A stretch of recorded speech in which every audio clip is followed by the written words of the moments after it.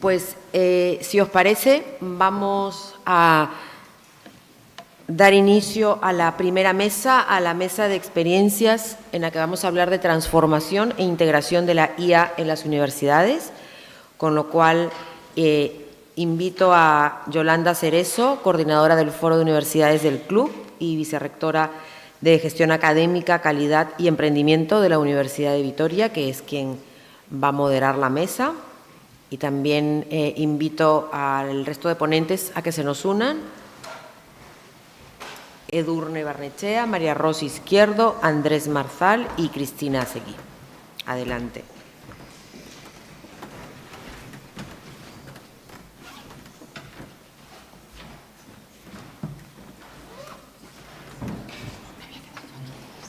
Vale, perfecto.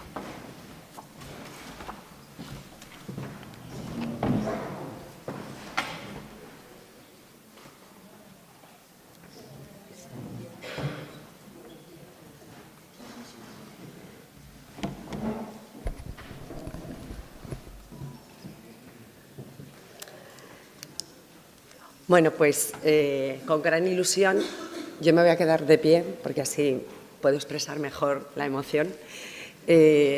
Arrancamos esta mesa que además yo creo que después de la experiencia que algunos tuvimos en la tarde hablando precisamente de todo lo que sería bueno, pues el DAFO, hablábamos de la IA última hora, ¿no? Y viendo que para mí la pregunta de fondo es, ¿pero está muy presente o no? Y hasta qué punto esa presencia tenemos que velar por ella para que lleguemos a algo muy grande. Pues con mucho agradecimiento a la organización hemos planteado esta mesa de experiencias de transformación e integración de la inteligencia artificial en las universidades con la idea de que reflexionáramos juntos hasta qué punto esto está impactando y está transformando nuestra gestión universitaria.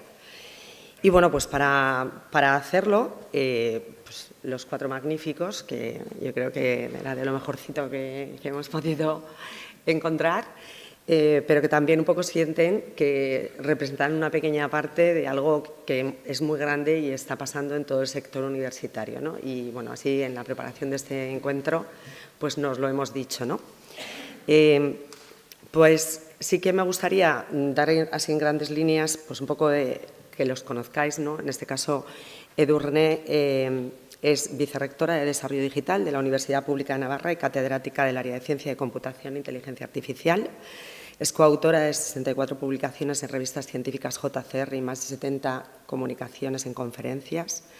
Tiene mucha inquietud por realizar acciones para incrementar la presencia de las mujeres en las titulaciones STEM. Y por ello también forma parte de la Cátedra Mujer, Ciencia y Tecnología de la UNA y de la Comisión de Mujer Informática de la Sociedad Científica Informática de España. Dentro de esas mujeres tienes como una especial, bueno, te inspira especialmente María Salomea, ¿no? Stodosqua, lo he pronunciado, bueno, más o menos Curie, que dijo, en la vida no hay cosas que temer, solo hay cosas que comprender. Y piensa en Edurne y también arrancar un poco con cómo nosotros personalmente esto nos toca, considera que esto es una relación importante en el ámbito de la inteligencia artificial hoy, ¿no? Es no sé si algo más me he dejado, pero bueno.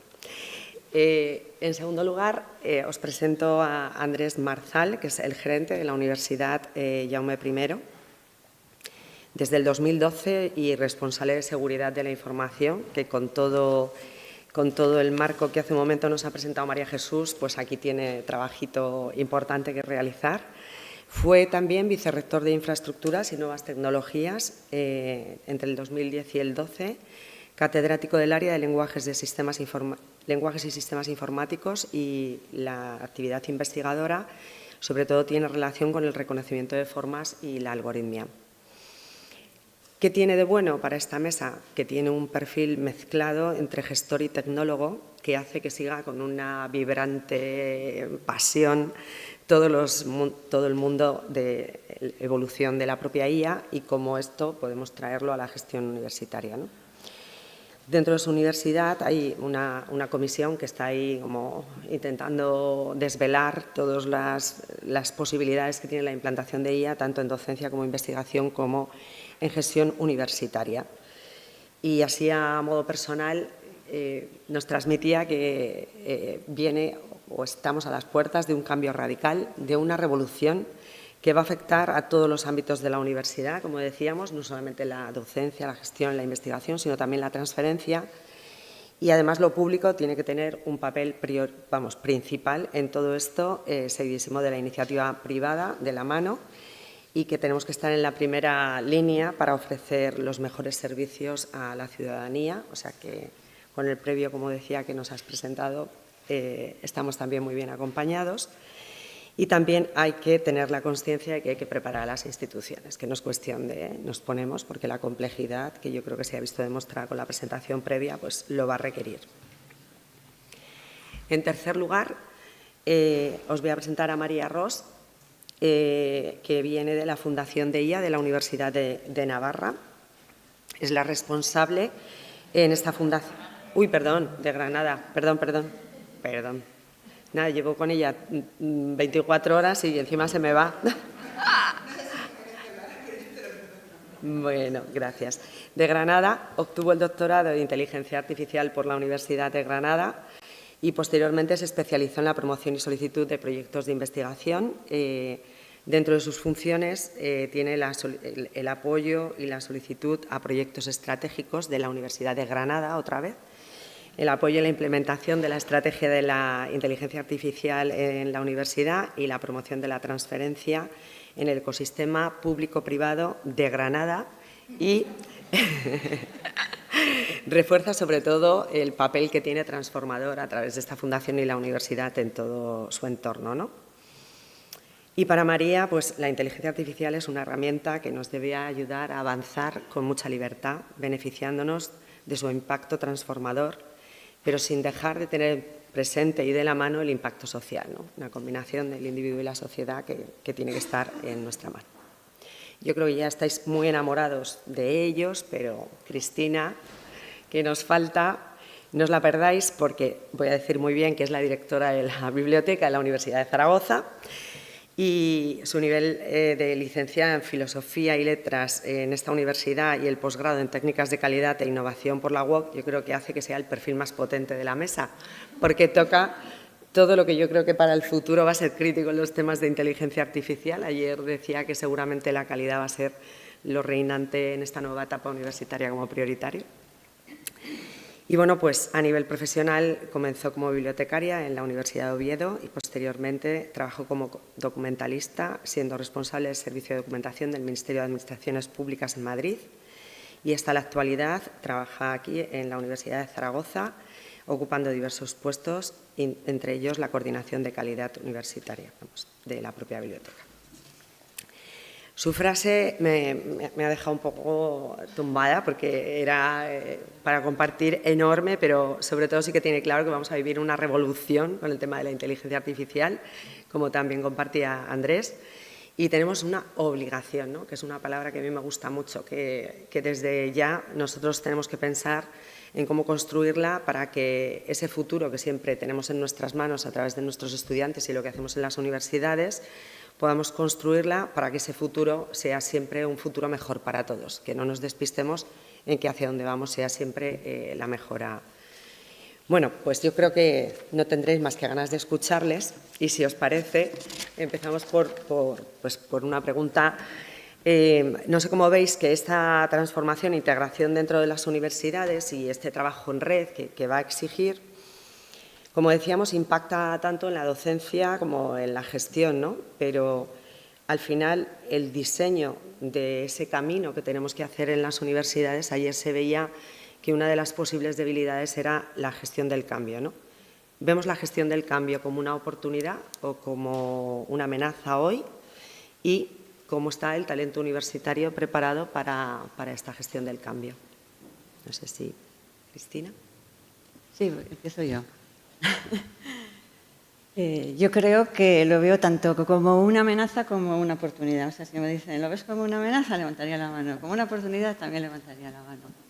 Entonces, bueno, yo quizá lo que sí que querría comentar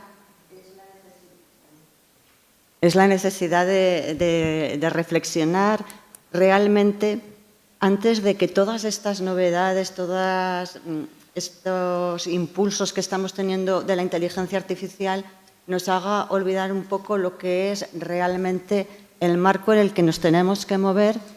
Y a mí siempre me gusta enfocarlo desde el punto de vista de valores, de cultura organizacional, porque yo creo que a partir de ahí es cuando ya podemos descender a otros temas, digamos, un poquito más terrenales y que, bueno, en este momento es como si realmente estuviéramos olvidando este marco que creo que tenemos que tener.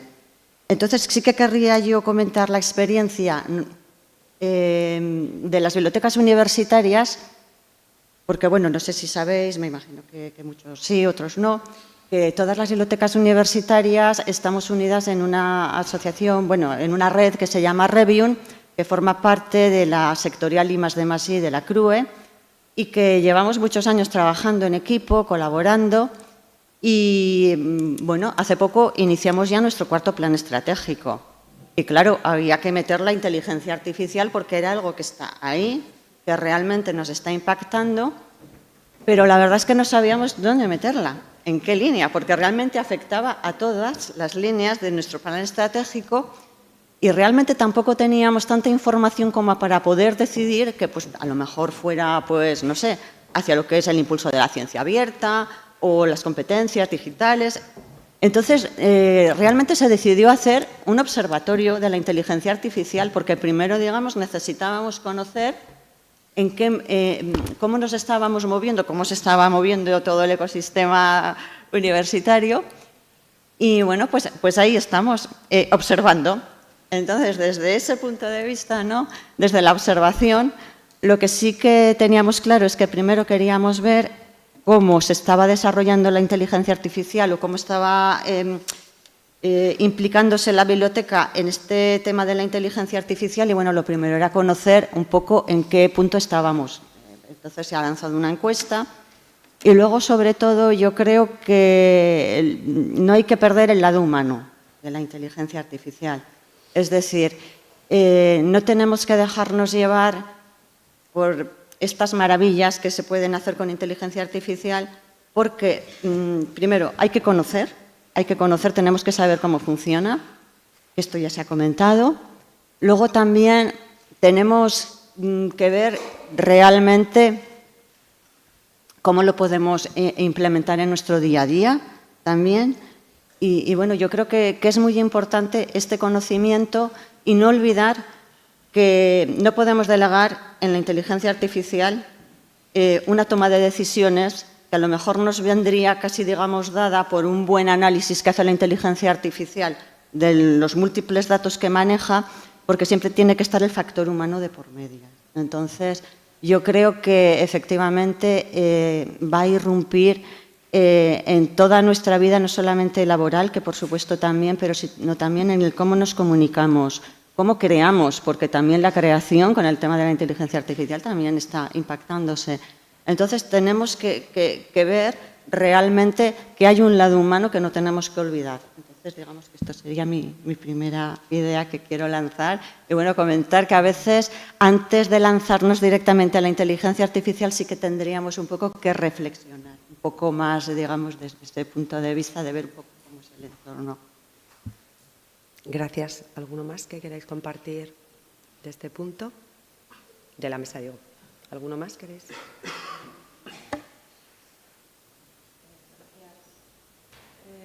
Sí que me gustaría poner un poco en contexto, porque realmente parece que la inteligencia artificial ha nacido casi antes de ayer, ha nacido con el ChatGPT, porque ha sido una explosión. Y como ha comentado desde el Ministerio, la IA generativa que crea nuevos contenidos es lo que a todos nadie, ni los científicos que trabajamos en esto, ha sido una explosión. Pero la inteligencia artificial nació en 1956. Vamos, existe hace muchos años.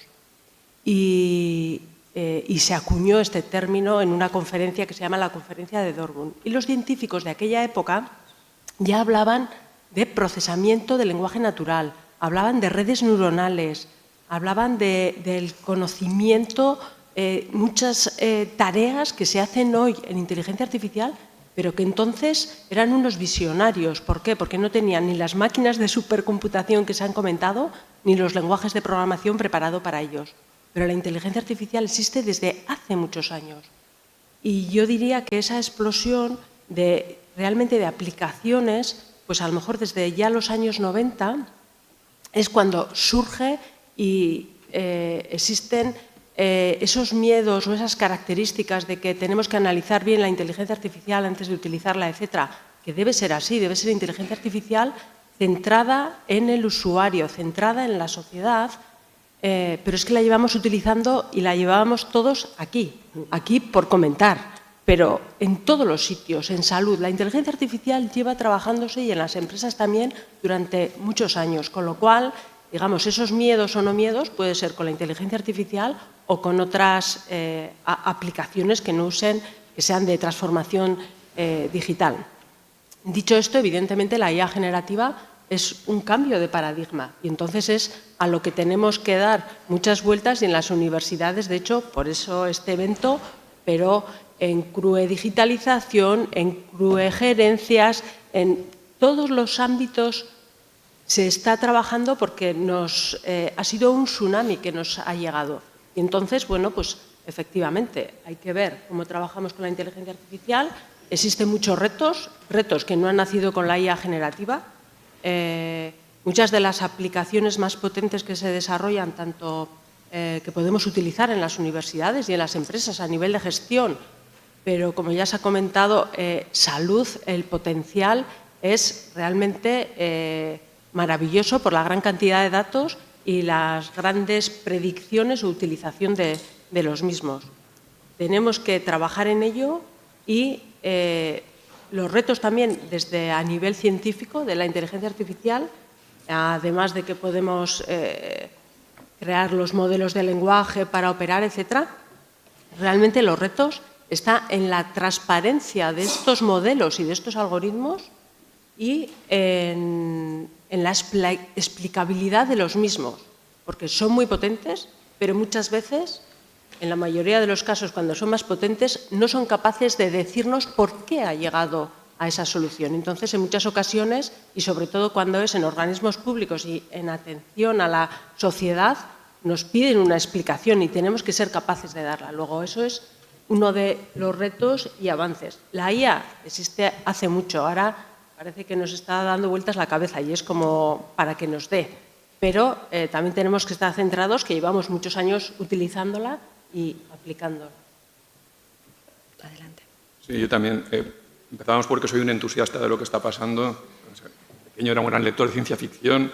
Pensaba que en mi tiempo vital no estaríamos a puertas del cambio que estamos, pero al mismo tiempo creo que estamos en el pico de excitación, ¿no? de expectativas de la curva de Gartner. Ahora vendrá la bajadita, vamos a prepararnos para la decepción, pero cuidado porque hypes de este estilo hemos tenido bastantes, ¿no? Recordad, hace 6, 7 años, blockchain, todo el mundo blockchain. El que no tenía blockchain se estaba quedando atrás. En fin, no digo que no tuviera utilidad, tiene utilidad, pero era aquello, ¿no? Big data, todo el mundo Big data. Por supuesto que el Big data aporta valor, pero no es el eje de todo. Y además, Big data requiere pues, una formación especializada, disponer de esos corpus de datos. Algunos hemos ido haciendo acopio de esos datos a lo largo de toda la existencia de la institución, pero otras instituciones lo tienen más difícil. O hace pocos meses, prompt engineering. Todo el mundo tiene que saber preguntarle a la máquina. Bueno, en fin, vamos a ver. Esto es la excitación. Pensad que detrás de esto hay grandes intereses económicos, campañas de marketing bien orquestadas para dirigir capital riesgo a una serie de empresas, ¿no? Cuidado, soy un entusiasta de lo que va a pasar. Vamos a analizarlo con calma. Vamos a ver, efectivamente, la IA no es una cosa novedosa. Y además, muchas de las cosas que quedaron prácticamente en desuso porque tenían un problema, ahora vuelven a pasar a un primer plano, ¿no? Luego, si queréis os comentaré un poquitín, como mi perfil es un poco raro, me ha interesado mucho saber esto que está ahora irrumpiendo, qué limitaciones tiene, ¿no? En el fondo, ¿qué es lo que hace? Yo creo que lo que hace es un buen mapeo del texto a la semántica, al significado, ¿no? Y este es un problema importante, porque pasar del texto al significado y del significado nuevamente a texto nos permite que una de las tareas más difíciles al utilizar herramientas de inteligencia artificial ahora sea abordable. Era cómo modelo mi problema en términos que la máquina pueda entender. Bueno, eso es lo que acabamos de resolver de una forma, voy a decir total, pero el avance ha sido muy notable, ¿no? Entonces, por ejemplo, si recordáis en los años 90, Japón apostó mucho por la quinta generación, que llamaban, que invirtieron muchísimos recursos en Prolog, en sistemas de programación lógica, ¿no? Y aquello llevó a un callejón sin salida. Bueno, pues ahora vuelve a tomar interés. ¿Por qué? Porque ahora vamos a poder hacer que ese modelado, que era muy trabajoso, que requería un conocimiento experto muy detallado, lo haga la máquina. Y esos motores de deducción lógica, que entonces quedaron un poco aparcados, vuelvan a tener foco, ¿no? Ahora mismo ya hay un investigador, Meyer, que va publicando fotos de lo que está haciendo, lo que está leyendo, y está haciendo esto, un puente entre los modelos generativos y el Prolog. Luego vamos a ver un resurgir de vías muertas, porque esto resuelve un problema fundamental que teníamos, ¿no? Pero es todavía un campo de investigación. Los frutos van a producirse en los próximos años. Hemos de estar posicionándonos, pero tampoco tomar decisiones locas en este momento, ¿no? Hemos de reflexionar, como decía Cristina, sobre hacia dónde vamos. Yo siempre digo que la IA lleva muchísimo tiempo y yo eso no estoy de acuerdo, pero ahora mismo hay un cambio, es que el término IA se utiliza en la sociedad.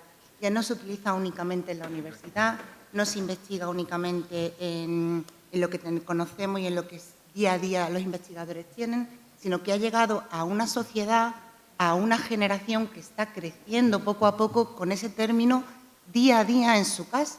Entonces, ese desconocimiento de lo que es la IA, ese desconocimiento, ese impacto social que va a tener, porque va a transformar no solamente nuestras instituciones, sino que va a transformar, aunque ya estuviese y todos lo hayamos estudiado y todos lo hayamos tenido como terminología de investigación, hoy en día ya es un término que hasta los niños utilizan. Entonces, yo lo que siempre me crea mucho, y es por lo que nosotros muchas veces trabajamos, es por hacer entender a la gente lo que realmente significa, lo que realmente nos puede dar apoyo, pero cambia desde los niveles más bajos hasta los niveles más altos. Entonces, eso en cierta medida cambia nuestra sociedad en general, no únicamente nuestras instituciones, que en cierta medida estamos acostumbrados a que ese término sea un término que sí que estudiamos, pero para mí ha sido la IA generativa, todo este boom, ha sido un cambio, pero no por la institución o lo que puede conllevar, sino lo que ha conllevado a que ese concepto haya llegado a todas las generaciones, a que todo el mundo sepa que eso existe. Para mí ese cambio ha sido muy, muy grande en este tiempo. Qué interesante, porque en realidad estamos conectando, que es un tipo de transformación que, aunque la veamos a nivel institucional y exige una reflexión, es como algo que de fuera hacia adentro viene precisamente por la democratización, ¿no? En el momento que algo se generaliza, bueno, pues la sociedad pasa a ser el agente de cambio que a ver cómo marca el ritmo de lo que acontece. No sé si tal vez, María, continuando con esto, por la experiencia que tenéis en Granada con la Fundación, porque ahí sí que con esa visión que decías de doble cara, ¿no? De hasta qué punto la sociedad está interpelándonos a que demos respuesta como institución o nosotros queremos ser motor formativo, educativo de todo lo que está aconteciendo. Sí, a ver, nosotros precisamente en Granada lo que hemos intentado es dar ese enfoque. La IA es una de las líneas de investigación, bueno, la IA de la selección, la ICT, ha sido una de las líneas principales de investigación en Granada durante muchísimo tiempo. Es cierto que tenemos investigadores que ellos han destacado mucho durante mucho tiempo, pero había una falta, una necesidad de la propia ciudad de enriquecer y que la universidad también sirviese de motor de cambio del modelo de negocio que tenía la propia ciudad. Entonces, es cierto que gracias a desde la universidad se impulsó un poco el agrupamiento con todo lo que son las diferentes instituciones y la Fundación nos está sirviendo un poco de paraguas para que todo el mundo, porque es una fundación público-privada en la que hay socios privados, hay socios públicos, no es únicamente de la universidad es un patrono más. Entonces, lo que intentamos es que sea una unión que nos permita hacer, digámoslo así, todo lo que es la transferencia de la IA que se genera, el conocimiento que se genera en la universidad, transferirlo a todo lo que es el ecosistema que tenemos. Nosotros en la Fundación lo que estamos haciendo un poco es acercar la IA que se genera en las universidades universidad, del conocimiento, a las diferentes empresas. Tenemos diferentes iniciativas que fomentan a las pymes, iniciativas que fomentan, por ejemplo, la formación al talento. Organizamos eventos de contratación de las empresas que tenemos allí, que trabajan en IA con nuestro personal en la universidad, con gente de FP que se están formando en los ciclos que ahora mismo tenemos en Granada, en los diferentes institutos. Contactamos con los institutos y gente que se forma en FP, los ponemos en contacto con las empresas que están ahora mismo contratando allí en Granada mucha parte de IA.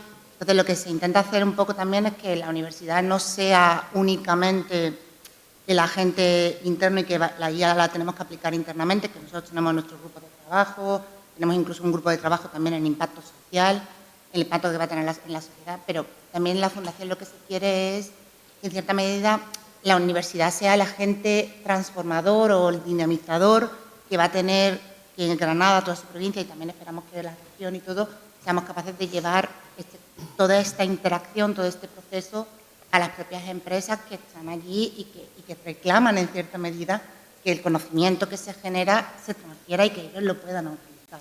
Entonces, pues ese es un poco el perfil que estamos teniendo o intentamos tener, que no es fácil, también lo digo, no es nada fácil. Sí, es verdad que eso siempre, como creo que lo comentaba antes María Jesús, ¿no? que hay cómo conectamos lo que venimos hablando como transformación digital en el subconjunto de la IA. O sea, que hasta qué punto esta revolución externa de la IA también ha sido un punto que ha inspirado esa transformación digital, aunque no sea propiamente inteligencia artificial, pero entra en un nivel de conciencia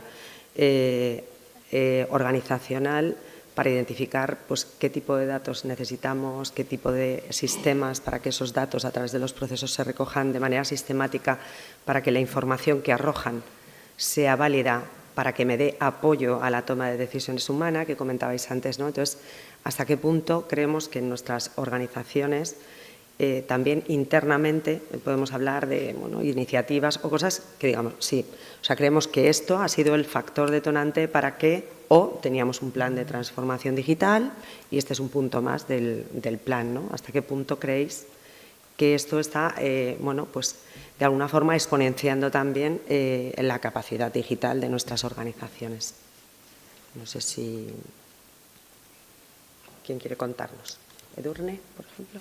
Fenomenal. O sea, es evidente que yo creo que la mayoría de las universidades tenemos un plan de ejecución y de transformación digital y una de las áreas pues, tiene que ser la utilización de la IA, independientemente de este salto que sí que nos involucra en distintos aspectos, porque si por ejemplo hablamos a nivel de docencia, pues ha sido la revolución, el ChatGPT y todos, ¿y ahora qué hacemos? No en sí como la tecnología, porque la tecnología existe. ¿Qué hacemos? ¿Cómo evaluamos a nuestros estudiantes cuando les mandamos a hacer trabajos? Y entonces, pues todos nos ponemos muy nerviosos. Es que habrá que cambiar la metodología de evaluación. ¿Y por qué? Pues porque realmente a día de hoy no existe una herramienta que nos diga que este trabajo ha sido realizado con ChatGPT.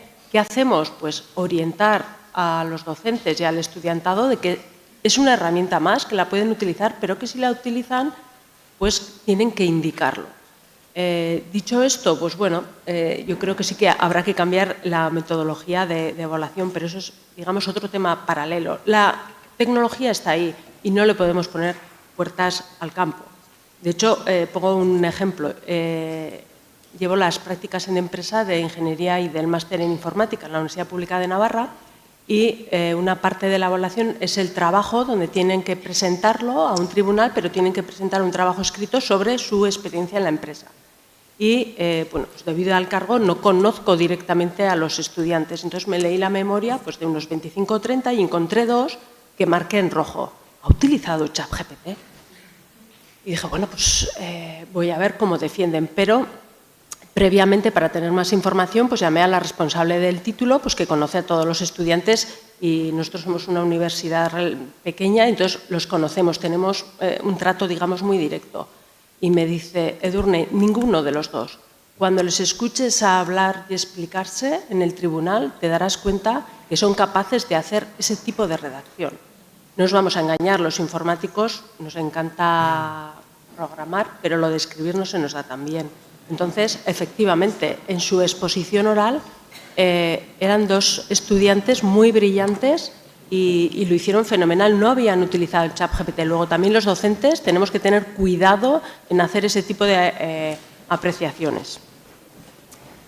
Existen muchas áreas que luego, si queréis, pasamos a comentar, en las que se pueden aplicar, como quieras, Yolanda, dentro de la universidad. Yo creo que es verdad que tenemos un poco, podemos hilar, porque efectivamente yo creo que para todos había un plan de transformación digital. Pero es muy interesante lo que apuntas, porque realmente no tanto que te transforme el plan de transformación digital, sino que te recuestiona sobre elementos que son propios de tu docencia, de tu investigación, viendo nuevos campos de juego, lo que decías, recuperando investigaciones que parecía que llegaban a un puerto que no estaba, recuestionando la propia evaluación, la forma en la que configuramos el aula, la forma en la que expresamos. Por eso es un tipo de transformación un poco más gorda, ¿no? Efectivamente. En el área de docencia, pues está claro que también se pueden hacer recorridos más personalizados para el estudiantado, sistemas de recomendación de qué es lo que,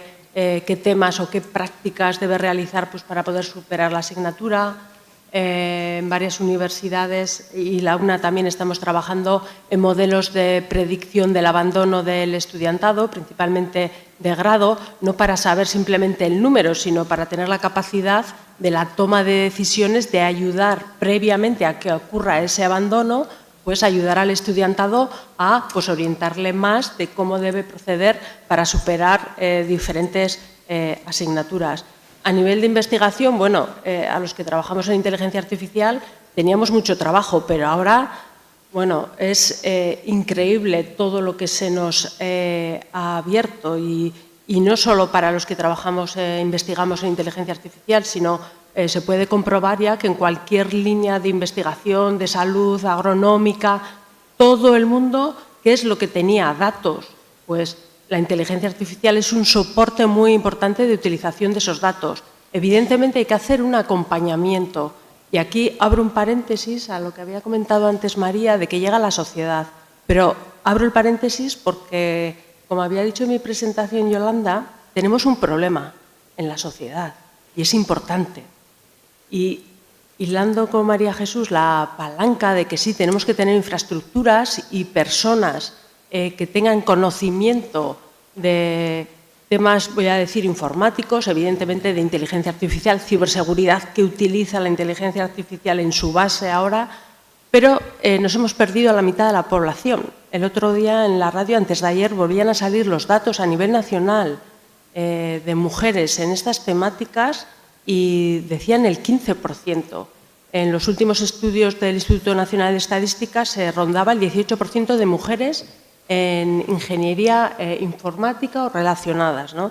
Entonces, hay un problema, que existe esa brecha, que es una oportunidad también salarial, de mercado, y nos estamos perdiendo a la mitad de la población. Y digo esto de la misma manera que también digo que en salud se están perdiendo a la mitad de la población, de los hombres. Luego, yo creo que como sociedad tenemos que hacer un planteamiento y hacer todas las iniciativas, que hay muchas, pero hace falta una base y un sustento, porque los estudios dicen que desde los 4 o 5 años ya hacemos nuestros estereotipos. Y hay cosas que nos parecen que no pueden ser ciertas, porque vivimos en una sociedad que supuestamente, no supuestamente, somos libres, elegimos lo que queremos, tenemos un montón de información, pero ¿qué pasa? ¿Qué está pasando? Luego, yo creo que esa base es importante. No vamos a tener expertos, por mucho que vayamos al FP, es tarde, a los institutos, es tarde. Hemos perdido ya al 50% de la población. Se dice pronto, 50%. En cuanto... Eso era, bueno, pues un poco el paréntesis hilado con la investigación. Mientras que bebes agua y aprovechando el paréntesis, me parece que también es interesante darnos cuenta que la propia inteligencia artificial, que está cogiendo información nuestra cuando se habla del tema de los sesgos, que no lo veamos mal, que veamos que esa realidad es para cuestionarla y abrirla, ¿no? De qué tipo de cuestiones están sucediendo. Y como decías tú, tal vez por ir al origen, igual la inteligencia artificial también permite conectar también la tecnología con el mundo de una manera que la propia tecnología se la dote más sentido para más gente, ¿no? que también puede ser que la tecnología estuviera vista de un modo que no es el real, ¿no?, en cuanto a la misión social que también tiene, ¿no?, que hay mucha gente que esa vertiente no se la ve. No sé si querías comentar algo, María. A ver, yo, solo un comentario, con ese respecto, nosotros, por ejemplo, estamos de acuerdo con eso, de que hemos perdido generaciones y organizamos actividades de desarrollo de proyectos de IA con niños pequeños. Y ellos mismos desarrollan proyectos de IA y tienen un concurso y hacen sus propios eventos durante un tiempo en el colegio. Tenemos involucrados a los profesores de los propios colegios desarrollando cosas en IA directamente, pero concretamente con IA, precisamente por eso, porque estamos totalmente de acuerdo de que hay que empezar en niveles muy, muy bajos. Yo simplemente, querría aportar también que la importancia que tiene el tema de lo que llamamos alfabetización informacional dentro de la propia universidad, y que esto la verdad que es como una de las tareas que estamos desarrollando desde las bibliotecas. Y la verdad es que el tema de la desinformación también nos preocupa mucho, porque bueno, ahora cuesta mucho distinguir, ¿no?, de lo que es una fake de lo que no es una fake. Entonces yo creo que sí que es verdad que tenemos que trabajar mucho en esta línea de lo que es la formación de la comunidad en general, ¿no? Y me parece estupendo que se empiece por eso desde bien pequeñitos, porque realmente es un mundo que te puede a lo mejor, digamos, absorber y no te das cuenta realmente hacia dónde estás yendo, ¿no? Y luego, bueno, pues también lo que ha comentado María Jesús, todos los temas de derechos de autor, yo creo que también son unos temas que están ahí y que con la inteligencia artificial la verdad es que también hace falta formación y, bueno, que hay que ir con bastante cuidado, ¿no?, también con estos temas. Y, bueno, la importancia que yo creo y aquí sí que voy a hablar de lo mío, ¿no?, de la biblioteca, sí. Que siempre, digamos, hemos tenido esta formación, hemos trabajado en la formación en competencias informacionales y sobre todo ahora con la inteligencia artificial pues nos estamos planteando realmente pues cómo enfocarlo para que la comunidad universitaria, empezando por el estudiantado y luego también el profesorado, sobre todo por los temas de investigación, ¿no?, también. Y el tema de la privacidad, pues bueno, ¿cómo podemos aportar algo, ¿no?, en este entorno que es tan cambiante, con tantas noticias a veces que son contradictorias? Simplemente también quería aportar esta idea. Bueno, yo hablaré también de lo mío, que es lo de la gestión. En este sentido, nosotros hemos empezado a abordar la formación de nuestro personal PTGAS porque es evidente que les vienen cambios, ¿no? Y lo que hemos encontrado es una reacción positiva a esa formación. La ha impartido un programador de nuestro servicio de informática, de nuestra unidad de desarrollo. O sea que partíamos ya de que aquello iba a ser un poco arduo, lo ha hecho muy bien. Y en un año hemos hecho 4 ediciones del curso, por demanda, porque la gente quiere saber. Y de ahí han salido pequeñas florecitas, ¿no? Ya ves que la gente además quiere cacharrear y probar. Os cuento 2 anécdotas, ¿no? El jefe del Servicio de Información Contable, preparando las cuentas, tenemos un problema de anonimización de datos. Cuando explotamos la base de datos y hay nombres, pues hay que de alguna manera ocultarlos. Bueno, se lo pidió a ChatGPT y lo hizo perfectamente. O sea, ya es un detalle, ¿no? Es una cosa de que él aprendió algo y vio aquí una conexión y algo que hubiera hecho a mano, resulta que ChatGPT se lo arregló en un minuto, ¿no? Y otra, pues mi vicegerente de Recursos Humanos es un tipo curioso, estudió magisterio en su día, luego la vida te lleva por otros derroteros, en algún momento se plantea estudiar informática y hace un curso de programación en Python hace muchos años y luego no lo vuelve a usar. O sea, digamos que es una persona con una capacidad, con unas nociones, puede leer código, pero quizá no se atreva a programar. Y el otro día quería hacer una explotación de datos sobre... Bueno, os contó el problema, nada. La gente que está ocupando un puesto que no es el suyo por mejora de empleo acaba generando una cadena que acaba en un interino. Bueno, este tipo de problemas. Y esto en la hoja de cálculo es difícil de explotar. ¿Cómo lo haces? Bueno, pues se sentó con ChatGPT y le pidió que hiciera un programa en Python que hiciera esto. Claro, ChatGPT de un tiro, lo que dicen zero shot, no lo hace. Tienes que ir tú guiando el proceso y sabiendo si lo que genera tiene algún sentido o no. Y ya tiene su propio script de Python, una persona que no se atrevía a programar, que tenía nociones. Pues resulta que acaba de multiplicar su productividad y ya tiene una herramienta que le va a resolver esto en el futuro. La tiene guardadita y está contentísimo, me la enseñaba con una ilusión enorme. Entonces, efectivamente, la formación es clave. Vamos a encontrar PTGAS que va a ver esto como una amenaza y se va a resistir al cambio, pero también vamos a encontrar gente capaz de tirar y hacer aportaciones interesantes. Sí, en este sentido, ¿crees que efectivamente, sobre todo en la gestión, forma parte de un cambio de mentalidad en el que lo que es tu problemática del día a día puedas tratar de resolverla apoyándote en esta tecnología, ¿no? Como, Dios, pues tienes ahí una ayuda. Y, por otro lado, limitaciones personales. Creo que lo decías antes con estos informáticos que no hablaban del todo correctamente. A mí hay veces que tengo ideas en la cabeza que me cuesta mucho describir cómo el otro las quiere entender, aterrizadas en objetivos, en tal. Bueno, yo sé lo que quiero decir, pero igual como al otro le resulta fácil, también cómo puede ayudarnos como herramientas a facilitar diálogo, a facilitar marcos comunes a la hora de describir, ¿no? Como puede ser un facilitador de muchas cosas que son problemas hoy, ¿no? En gestión, sobre todo, que sí que va a ser una pieza clave que como que se lancen, ¿no? Esta sería mi recomendación.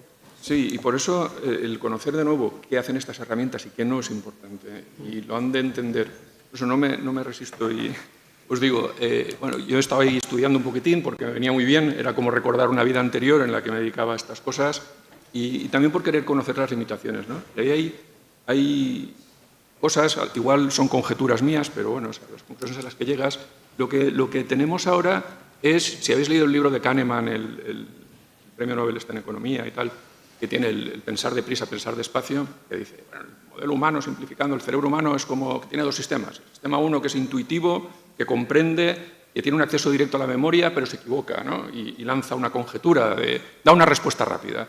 Luego tenemos el sistema 2, que razona, elabora, consume muchos más recursos. Es como si hubiéramos roto ya el sistema 1. Es como si, simplifico mucho, que esto es más complicado. Pero, de alguna manera, el ChatGPT lo que acaba bueno, el ChatGPT, los modelos de lenguaje grandes, lo que hacen es procesar texto con un juego. El salto está en que este aprendizaje es no supervisado. Para la gente que trabaja en el ramo, el supervisado es cuando tú en el corpus de datos, has marcado la frase, por ejemplo, y lo que tú esperas de ella, la respuesta, la clasificación, y esto forma el entrenamiento, entonces requiere una inversión enorme de recursos para etiquetar todos esos datos, y el no supervisado es cuando la información en bruto es la que va a llevar al aprendizaje, ¿no? En este caso es no supervisado porque el juego que se le propone al sistema es, dado este inicio de frase, di lo que viene a continuación, nada más. Se limita a predecir la siguiente palabra. Para eso ha de comprimir de alguna manera toda la información, porque si la memoriza, sin más, llamamos overfitting, no va a generalizar nada. Para generalizar ha de comprimir, y resulta que comprimir era comprender, ¿no? Este es el hallazgo, lo que ha sorprendido, la emergencia, esta que dicen los rasgos emergentes. Pues resulta que comprimir bien la información, esto lo decía Suskever, uno de los fundadores de OpenAI, que decía, es que para predecir la última palabra de una película, de una novela de misterio, en la que se desvela quién es el asesino, has de leerte toda la novela y entenderla. O sea, predecir la última palabra es haber entendido la trama, ¿no? Bueno, pues esto es lo que nadie esperaba encontrar y ha aparecido. Y es como un hallazgo, una serendipia fantástica. Pero al mismo tiempo es la limitación, porque en esa compresión no hay una retención exacta del conocimiento, ¿no? Y en eso se parece mucho a los humanos, de nuevo, un poco por accidente. Lamento deciros que muchos de los recuerdos de vuestra infancia no son ciertos, es decir, son elaboraciones de cosas que pasaron, si no contrastado con un familiar.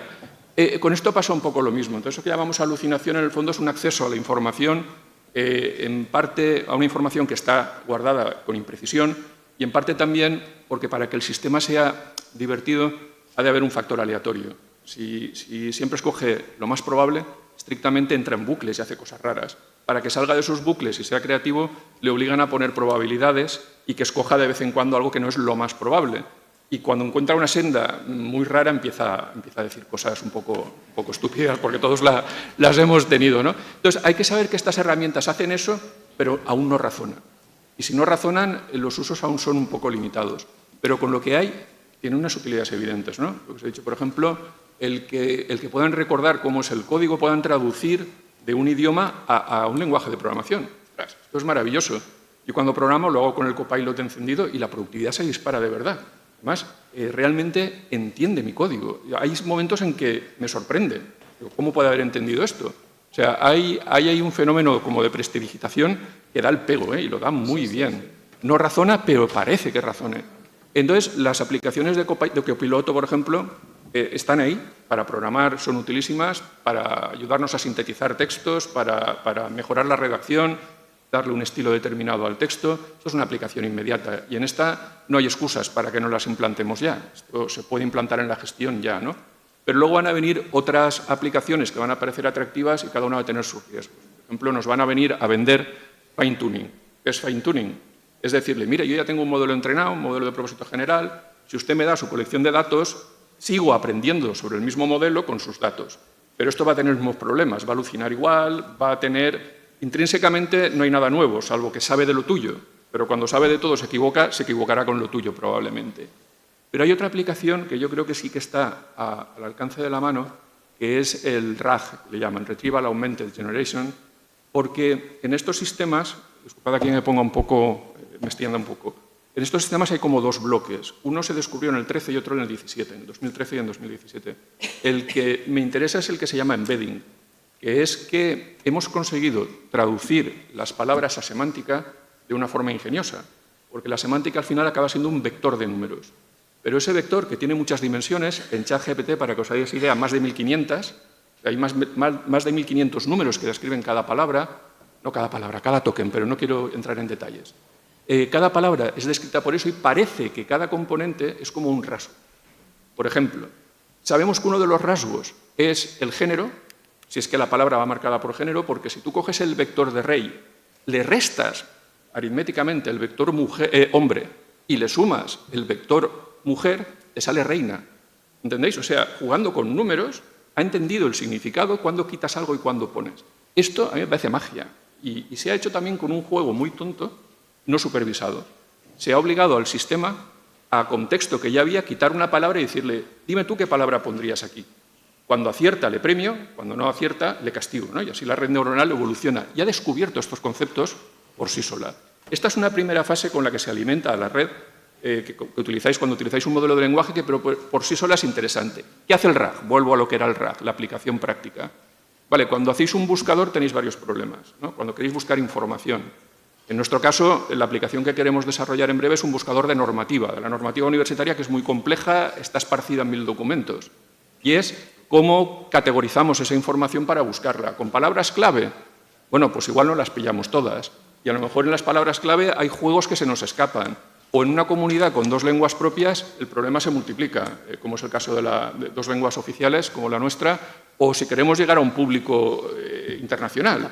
¿Cómo lo hacemos? Bueno, pues la gracia de esto es que con bastante independencia del lenguaje, cuando se formula una pregunta, se puede obtener un vector que representa la pregunta. Y podemos buscar vectores parecidos en los textos que tenemos. Entonces, como veis, ya no es la palabra, sino una búsqueda semántica. Muy fácil de montar, de verdad que se monta en 2 tardes, lo digo literalmente. Un juguete se monta en 2 tardes, un sistema de explotación tarda un poco más. Pero podemos poner técnicos ya a probar estas cosas y es ahí donde nosotros queremos, por ejemplo, empezar ya con un buscador de normativa, ¿no? Este tipo de aplicaciones, si entendéis las piezas de lo que tal, se manifiestan como más fáciles.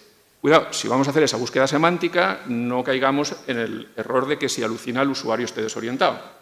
Pongamos siempre el puntero al documento en el que hemos encontrado esa información y permitamos al GPT, al modelo de lenguaje, que elabore la información y la presente amablemente, pero siempre dando la referencia al documento original, que es la fuente fiable de información, ¿no? Un poco la idea era eso. Esto es muy interesante, estamos en esa fase de reflexión y de análisis, de entender la herramienta y, en función de eso, encontrar las aplicaciones donde la herramienta sea razonablemente fiable, ¿no? El RAG es una de ellas. Os van a vender también sistemas de agentes que se controlan unos a otros. Sí, si alucina uno, este otro agente lo detectará. Bueno, esto vamos a ver dónde acaba. Yo creo que esto todavía es muy experimental. Y os van a vender también, digo vender porque van a venir las empresas con el maletín, os van a vender también conexiones de los modelos de lenguaje con motores de búsqueda, por ejemplo, ¿no? El problema de hacer los horarios está resuelto, el problema de especificar otras cosas que no son tan sencillas de especificar como las restricciones de unos horarios. No, el modelo lo traducirá y el motor os dará resultados. Esto también creo que tiene potencial, pero ahí también tampoco hay por qué esperar a que vengan a vendernos el producto. Podemos imaginar nosotros los problemas que se podrían abordar con esta tecnología y empezar a solucionarlo.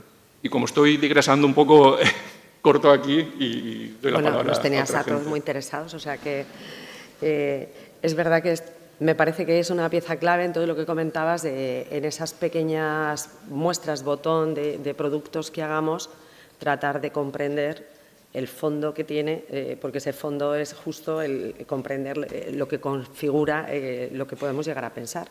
Y sí que es cierto que aunque nos puedan venir a contar y a vender muchas cosas, sí que como universidad sí que tendríamos que estar adelantándonos de algún modo a dónde poder aplicar, además en temas de impacto más social, pues todo este tipo de conocimiento para cumplir también con la misión como universidad. Sí que también todo este tipo de transformación que enunciabais, además yo creo que hay que agradecer que lo están aterrizando en elementos prácticos que estamos llevando a nuestras universidades.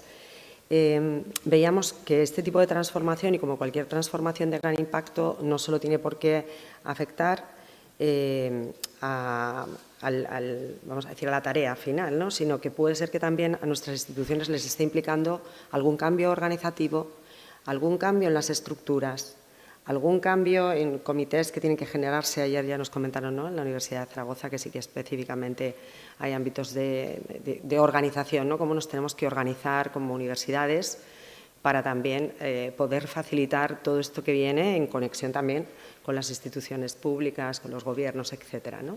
No sé si tenéis, por experiencias que también pudiéramos compartir, que esas hojas de ruta afectan al global, incluso a la gobernanza, ¿no?, que comentabais también el otro día. Sí, por eso también de nuevo desde la gestión, ¿no? Os comentaba antes lo de la formación y el éxito que ha sido esta formación de carácter general para el PAS, pero también otra sorpresa agradable es que a iniciativa de 2 jefes de servicio, yo creo que además de servicios que van a estar muy impactados por esto, se han buscado también formación específica, ¿no? Por ejemplo, tenemos un servicio de lenguas y terminología que se encarga de revisiones lingüísticas y traducciones. Bueno, pues puedes imaginar, esto sí que ahí da de pleno, ahí sí que creo que va a arrasar. Bueno, pues ya había inquietudes y están buscando ahí su formación a iniciativa de ellos, que nosotros la viéramos venir, ellos también muestran preocupación e interés.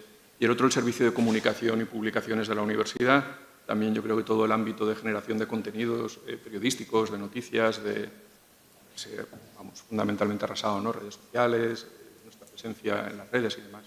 También esta formación yo creo que va a crear el caldo de cultivo para que veamos cómo los propios servicios van a decidir sobre qué quieren ser y cómo se ven en la foto con estas herramientas, ¿no? Nosotros, además, nos ha coincidido en el tiempo, y no voy a decir que todas las decisiones vengan movidas por la IA, pero la IA nos ha alineado con una forma de hacer las cosas. Hemos hecho un plan de ordenación de recursos humanos a 5 años vista, contando con, o sea, son como 5 relaciones de puestos de trabajo en secuencia, contando con que nuestra universidad, que se creó en los años 90, tenía una estructura en la que un 60% de la plantilla eran C1s y C2s. Nos parece que esa no era la estructura de futuro. Y lo que hemos hecho es que de 51 jubilaciones previstas en estos 5 años, 20 puestos no los vamos a reponer y la economía que eso nos genera la vamos a dedicar a empezar a potenciar, a invertir, a que el 60% sean A2s y A1s, si puede ser, y C1s y C2s, pues que tengan un papel menos relevante, ¿no? Porque también se está instalando un discurso que tiene parte de verdad, pero que hay que verlo también con la calma que toca, ¿no? Esto que dicen de que la IA nos ha sorprendido porque todos pensábamos que empezaría a comerse los trabajos por abajo y se los come por arriba, ¿no? Pero decíamos, no, vendrá el robot que hará las cosas manuales, pero el trabajo intelectual está a distancia de ser sustituido. Es verdad que es del revés, que va a empezar por arriba, pero no por arriba del todo, porque si no hay esa capacidad de razonamiento todavía, yo creo que la gente con capacidad de análisis, de toma de decisiones, va a seguir siendo necesaria. Otra cosa es que va a multiplicar la productividad, porque muchas de esas decisiones se basaban en un trabajo previo manual y ahora se va a automatizar, ¿no? Pero la capacidad de análisis seguirá siendo, al menos, en una ventana de lo predecible, humana, que igual en 5 años me tengo que comer lo que estoy diciendo, pero lo que antes eran puestos de trabajo de poco valor intelectual, en el que sobre todo el trabajo era de introducción de datos, de la parte más mecánica de la organización, yo creo que esto es lo que se lo va a comer. Pero antes os decía otro tipo de aplicación que me he olvidado comentar antes, pero que también tiene futuro, ¿no?, que son los agentes. Los agentes es básicamente decirle a ChatGPT, para que os hagáis una idea, mira, yo tengo una serie de funciones o una serie de posibilidades de acción, cada una de ellas tiene estos parámetros. Bueno, a partir de una interacción o de un conjunto de documentos, selecciona tú la acción que debería de hacer y relléname los huecos, relléname los parámetros, ¿no? Vale, esto es peligroso porque si la acción es destructiva y la hace el ChatGPT, preparaos. Pero si hay una supervisión humana, esto es muy útil. Yo creo que el trabajo de administración va a empezar a ir hacia ahí, hacia unos agentes en los que cuando tiene que resolver un problema de introducción de datos, lo que hace es pedirle la asistencia al ChatGPT, se lo prepara todo y él, la persona, el humano, dice ok o no, ¿vale? ¿Qué necesitaremos, pues? Pues necesitaremos, por ejemplo, cambiar las APIs de todo nuestro software para que esa interacción sea posible. De manera que el humano interactúa, le dice, mira, en esta carpeta hay documentos, me ha llegado una factura, me ha llegado tal, que decida ChatGPT abrir el programa de contabilidad, que decida rellenarle todos los campos y que le diga al humano si esto está bien, para que no vayamos a ciegas, ¿no? Este es otro campo en el que vamos a ver desarrollos. Pues bueno, habrá que ir preparando la organización. Nosotros teníamos todo el RP hecho en casa, lo habían hecho nuestros desarrolladores. Digo lo habían hecho porque tenemos un equipo muy competente, pero muy reducido en tamaño, son unos 14 desarrolladores, y llega un momento en que esto nos sobrepasa. Y fijaos que todo la IA va a requerir disponer de tiempo para poder cacharrear, trastear, es la manera de aprender, pero también para adaptar lo que ya tenemos a estas APIs, para que eso sea posible. Entonces, estamos cambiando de estrategia en la propia organización, vamos a hacer que al menos el software transversal, el software RP más común, el que no aporta un valor diferencial a la institución, sea de compra. Y ya hemos empezado por ahí. Estamos desplegando ahora el de contratación administrativa, nos proponemos también el de recursos humanos. La idea es un poco empezar a no invertir recursos en lo que no nos da un valor añadido y empezar a tener a nuestros desarrolladores disponibles para esos cambios. Pero también son cambios organizativos en los que vamos trabajando. Entonces, como veis, van a ser muchos palos, pero también vamos un poco tanteando el terreno, ¿no? Esto es como lo del elefante y quien va tocando una pata, va tocando la trompa. Estamos tocando todos lo mismo, pero aún no sabemos el elefante cómo es. Luego no podemos tomar decisiones de futuro claras. Hemos de ir preparándonos estratégicamente, ir moviendo la nave en la dirección que toca. Yo creo que ese trabajo es el que nos toca ahora, ¿no? No hacemos nada destructivo en la organización, la preparamos para el cambio. No sé si queréis compartir algún caso más. Sí, yo, bueno, por poner el ejemplo, digamos, del trabajo que hacemos en la biblioteca, aterrizándolo, digamos, ya a un servicio concreto, pues lo que sí que estamos viendo es que todos los procesos que, digamos, son soporte, sobre todo el tema de proceso técnico, pues realmente estas herramientas de inteligencia artificial pues serán efectivamente pues un ahorro de tiempo. Entonces, sí que es verdad que entonces te estás planteando realmente el tema de cómo enfocar lo que son todos tus servicios, ¿no? Sin embargo, aunque los procesos soporte sí que se van a beneficiar y a lo mejor, vamos a decirlo de alguna manera, pues puedes organizar de otra manera el servicio, sí que cuando vas a los procesos que son clave, que es decir, son los que tienes relación con tus usuarios, ¿no? con tus clientes, digámoslo así, pues ahí te das cuenta que tienes que tener un refuerzo, porque además, como digamos, uno de nuestros procesos clave es el tema de la formación en competencias informacionales, pues claro, dices, es que por aquí sí es que tenemos que invertir más, ¿no? Y luego están los procesos estratégicos, ¿no? Que es la toma de decisiones, y ahí también pues, la inteligencia artificial nos puede ayudar, porque nos ayuda a manejar muchísimos datos y, por supuesto, siempre al final la toma de decisiones humana, no es la inteligencia artificial generativa la que nos la va a proporcionar, pero realmente está impactando, digamos, en toda la estructura, ¿no? de nuestro servicio, y a partir de ahí nos damos cuenta de que tenemos también que capacitar a las personas, porque claro, es que puede haber nuevos roles que precisan una capacitación en todos estos temas. Entonces sí que efectivamente estamos todavía en un escenario, vamos a decirlo, que es un poco incierto, pero sí que ya vas enfocando y vas viendo cómo puede impactar en tu servicio, en tu organización. Entonces, pues vamos, un poco pues lo que comentaban, sí. Nosotros en uno de los primeros pilotos... Poneros más cerca del micro para los de fuera. Nosotros en uno de los primeros pilotos que estamos haciendo de aplicación de la IA también estamos intentando hacer como una mejora del proceso de matrícula de estudiantes para la generación de todos los datos. Y claro, uno de los trabajos que nos estamos dando cuenta que más influye en ese proceso de aplicación de la IA es en los datos que les estás dando. Entonces, nosotros en nuestros grupos de trabajo tenemos diferentes grupos de trabajo, ¿no? Pues para la gestión, para los estudiantes, para la administración. Te das cuenta de que la gran parte del trabajo para poder realmente aplicar la IA dentro de nuestras instituciones está siendo la preparación de los datos que tú le das a ellos. Porque no puede ser todos los datos que tenemos en la universidad, en los tipos que los tenemos, no solamente el dato, sino también que la gente sepa, la representación, sabe cómo tratar esos datos para luego dárselos a la guía para que realmente haga su objetivo final. Entonces, es un proceso también de cambio de las propias labores o funciones que las personas que estamos dentro de la institución tenemos que realizar, y es un poco el gran proceso de cambio o transformación que nosotros estamos viviendo ahora mismo, por lo menos en los grupos de trabajo, en lo que estamos haciendo y los primeros pilotos. Ahora somos una institución muy grande, entonces vamos como por pilotillos pequeños a ver cómo sale esto. No sé. Ánimo, María. Bueno, en la Universidad Pública de Navarra sí que tenemos en varios aspectos, digamos, de gestión y de docencia, implantaciones donde se utiliza la inteligencia artificial. De momento, con la IA generativa estamos estudiando a ver dónde sería más factible utilizarla para avanzar, pero está claro que en muchas universidades también tenemos pues, los RPAs, que son sistemas automáticos de poder decirle a un sistema qué tareas tienes que hacer en lugar de que las haga pues, digamos, una persona, ¿no?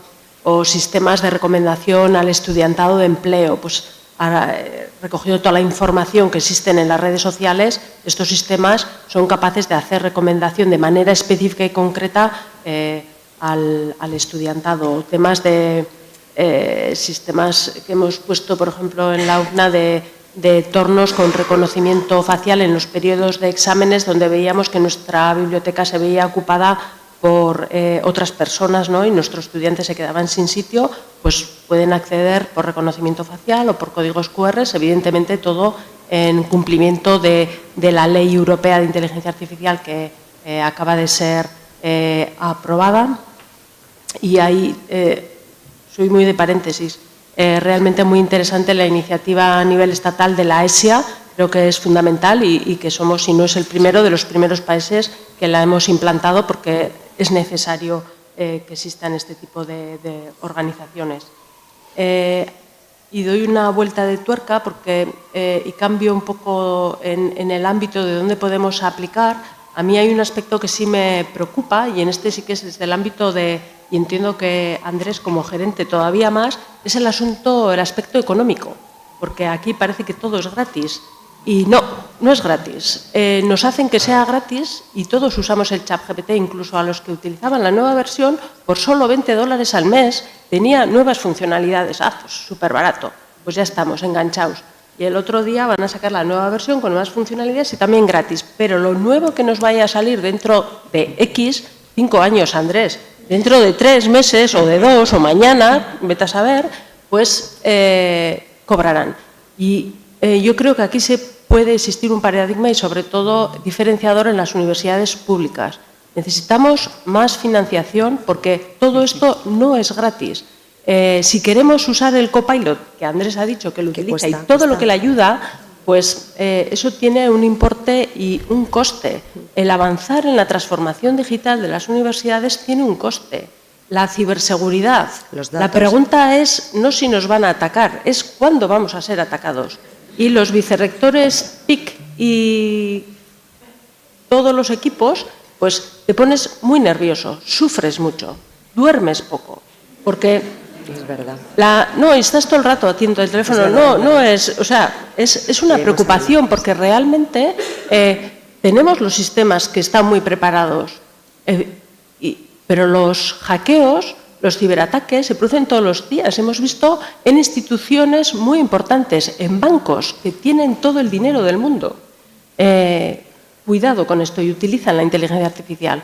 Entonces, hay que tener mucho cuidado, no vayamos a crear sistemas, organismos de diferentes niveles, si tienes capacidad de implantar unas herramientas o no. Eso es lo peligroso. Se pueden cambiar las estructuras de las organizaciones, evidente lo que ha dicho también Andrés. Hace 30 años se requería un personal de administración y servicios, ahora denominado PTGAS, con unas características de asistencia y de apoyo. Todas las universidades estamos cambiando ese personal, porque se requiere de conocimientos más avanzados, etcétera, y estrategias más avanzadas, todo partiendo del conocimiento, pero hay que tener a ese personal, hay que ser capaz de captarlo, otro problema que tenemos, yo creo, en las universidades públicas, y en paralelo tenemos que encaminar todo ello para buscar la mejor solución y avanzar y dar formación a lo que no nos gusta llamar, pero que es clientes, que es nuestro estudiantado.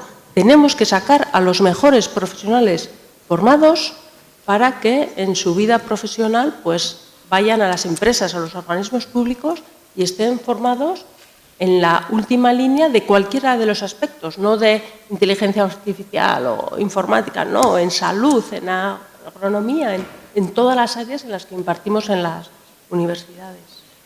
Muchas gracias. Bueno, pues como estamos casi terminando y aprovechando también este paréntesis, sí que efectivamente no nos tenemos que dejar arrastrar, ¿no? Que yo creo que ahí también hay una parte importante de no caer en desigualdades, que ya hemos tenido en los distintos momentos históricos muchas desigualdades motivadas por muchas cosas y precisamente toda esta revolución accesible para uno y no para otros pues puede ser un problema mundial. Pues, ¿qué os parecería si, a modo de conclusión, no sé si algún tipo de mensaje positivo? No, bueno, yo creo que todo lo que habéis dicho es positivo, lo único matizado, pero sí algún mensaje que nos sirva pues un poco a todos para vivir este momento con mucha responsabilidad desde las instituciones a las que pertenecemos, ¿no? No sé si... ¿Por allí? ¿Por aquí? Venga. Bueno, pues yo casi haría el bucle, ¿no? Volvería al principio. Entonces, bueno, lo que yo creo que es una época apasionante, yo creo que la tenemos que vivir así, pero tenemos que ir con un poquito de precaución y no dejarnos llevar quizá pues por este impulso que vamos, parece que nos atrae, ¿no? Todos los temas de inteligencia artificial, todo lo que se puede hacer, ¿no? Entonces yo creo que no hay que perder el factor humano. Yo es que creo que esto sobre todo es importante porque puede llegar un momento en el que no sepamos que realmente hay inteligencia artificial detrás de algunas aplicaciones que utilicemos y que perdamos esa noción, yo creo que no está bien. Entonces tiene que haber transparencia. Tenemos que saber cómo funciona, pero también nos tenemos que formar, ¿no? Y bueno, sobre todo el tema de la veracidad. No tenemos que perder nuestro espíritu crítico. Vamos a ver que no todo lo que se dice es verdad. Entonces, bueno, yo creo que desde ese punto de vista de la ilusión, y con ese un poquito de precaución, yo creo que estamos en un momento muy bueno y que realmente yo creo que sí que es verdad que la idea sería que esto sirva para hacer una sociedad mejor y que no sea al contrario, ¿no? Que a veces es un poquito el miedo, ¿no? Pero yo creo que si tenemos en cuenta estos temas, pues bueno, que vamos por buen camino. Es el mensaje ilusionante. María. Bueno, para mí en la misma línea yo creo que la IA es una oportunidad para todos nosotros, hay que tomarlo con precaución, hay que saber utilizarla, hay que enseñar a utilizarla a todas las generaciones, a la gente que estamos involucradas, pero hay que tratarla con ilusión y realmente yo creo que nos va a ayudar a evolucionar, simplemente como un cambio dentro de lo que es la evolución de nuestra sociedad en todos los aspectos. Es una oportunidad para mí. Bueno, yo ahí traigo a la memoria el adolescente que fui utópico y tal, y esto es como que se va a realizar aquella utopía de que viviríamos sin trabajar, ¿no? Quizás apunte demasiado lejos, pero me gustaría ser optimista en ese sentido. También hay agoreros que predicen un apocalipsis y un mundo Mad Max que está ahí a punto de llegar. Yo prefiero inclinarme por lo primero, también porque tengo una hija de 19 años que está estudiando, me gustaría pensar que lo hace para realizarse profesionalmente en el futuro y no solo por, no sé, por seguir una trayectoria que es colegio, instituto, universidad y luego qué, ¿no? Creo que es el luego qué todavía va a tener posibilidades de desarrollarse profesionalmente, porque estamos hablando de ese tipo de amenazas. El trabajo va a ser lo que era, si no, y desde la universidad estaremos en una tarea privilegiada para verlo, incluso para orientarlo, dirigirlo, reflexionar, debatir. Yo creo que se abre un momento de cambio. Entonces, a los que nos gusta el cambio, a los que no nos gusta hacer siempre lo mismo, pues esto es como bola extra, ¿no? Un poco a estas edades, es decir, ostras, qué bien, esto vuelve a cambiar. Entonces yo lo veo con ese optimismo. No sé si todos mis trabajadores del PTGAS lo verán igual, trataremos de transmitir ese entusiasmo, a ver si lo conseguimos. Bueno, Voy a decir la frase que ha dicho Yolanda, que es de María Salomea Sklodowska, y es Marie Curie. Digo María Salomea Sklodowska y es que a lo mejor pues mucha gente no lo conoce, pero es Marie Curie. Y la frase es que me parece fantástica. En esta vida no hay nada que temer, solo hay que comprender. Mejor para la IA me parece que imposible. Luego, vamos a comprender la IA, vamos a utilizarla, pero con criterio. Y, como no me voy a repetir con todo lo que han dicho mis compañeros. Importante, partir de la base, insisto, no es cuestión de que únicamente exista en la UBNA la Cátedra Mujer, Ciencia y Tecnología. Sé que existen en la Universidad de Sevilla similares iniciativas, en Castilla-La Mancha, en la Universidad de A Coruña, en la sociedad, pertenezco a la Comisión de Mujeres de la Sociedad Científica de Informática en España. Somos luchadoras, combativas, pero llega un momento en que decimos, no es suficiente, esto tiene que venir de la base. Luego la palanca que sea de la base, desde el inicio, a las niñas, que pueden hacer lo que ellas quieran, pero que veamos que realmente, porque si no, llegamos a un momento, yo ya tengo una edad, como se me puede observar, que digo, estamos luchando en todo, en la cátedra, en la comisión, hacemos teatro, soy Ada Lovelace, digo yo, teatro, actriz, pero ¿esto de qué va? O sea, pues también las preguntas que nos hacen los coles en cada actuación, hacemos una al mes, 230 niños y niñas. Las preguntas al final de la obra de teatro salimos luego, somos 9 ingenieras de distintas modalidades, vestidas de nosotras y les contamos lo que hacemos. Pero sois ingenieras y tenéis hijos. O sea, les da... Sí, que la primera vez que escucho esas preguntas, o sea, pero es que son impactantes, son impactantes. ¿Qué está ocurriendo que les hacen los ojos chiribitas sabiendo que somos ingenieras, que no estamos todo el día en nuestro laboratorio o haciendo cosas y que nos gusta también divertirnos, jugar y que somos capaces de tener hijos a la vez que trabajamos en distintas áreas? Yo creo que son reflexiones que debemos hacer como sociedad para poder que exista esa igualdad y reducir y formar en todos estos ámbitos, como ha dicho María, ya están en la sociedad. Tenemos que ser capaces de que estén formados no solo en uso de la tecnología, sino también en el desarrollo de la misma, que creo que a nivel estatal y en Europa tenemos un reto en el desarrollo de tecnología y que somos pioneros también con la ley europea y las transposiciones a nivel estatal y los planes y la ESIA, que estamos en un lugar privilegiado y destacado para poder utilizar e implementar la inteligencia artificial. Bueno, pues yo creo que lo que os prometí al principio se ha dado, o sea, los 4 magníficos, espectaculares. Y yo sí que también a mí, en estos momentos de etapas de cambio, sí que me gustaría que no intentáramos ver los cambios con la mirada de los que estamos cambiando. Porque, como decíamos, muchas veces para poder encontrar qué es lo que hay que hacer hacia adelante hay que ir a preguntar a esos jóvenes y de una manera muy colaborativa a ellos qué les está pasando, ¿no? Porque tal vez pensamos que mejorar la sociedad es mejorarla desde nuestra mirada y la tenemos que mejorar para que lo que ellos esperan de esta sociedad suceda, ¿no? Que probablemente sean más relaciones humanas, más humanidad, más cercanía, más volver a tener el cariño de los hogares, de las familias y mucho más otro tipo de historia, donde entonces ahí la IA podrá hacer un buen papel porque estará construyendo un mejor futuro. Entonces, intentemos siempre ponernos las gafas de qué necesitamos explicar. Me ha parecido un ejemplo maravilloso, porque igual queremos potenciar por las desigualdades entre hombres y mujeres, que no sean ingenieras, y no. Simplemente es que ni se han cuestionado en ese momento que puedas tener o hijos o puedas, siendo ingeniero, hacer un bien social, porque te piensas que los ingenieros no hacen bien social, cosa que perturba a hombres y mujeres, porque ya ves tú mejor bien social que hacen los ingenieros.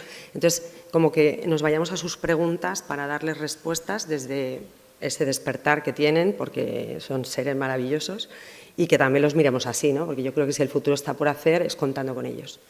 Así que nada más. Gracias.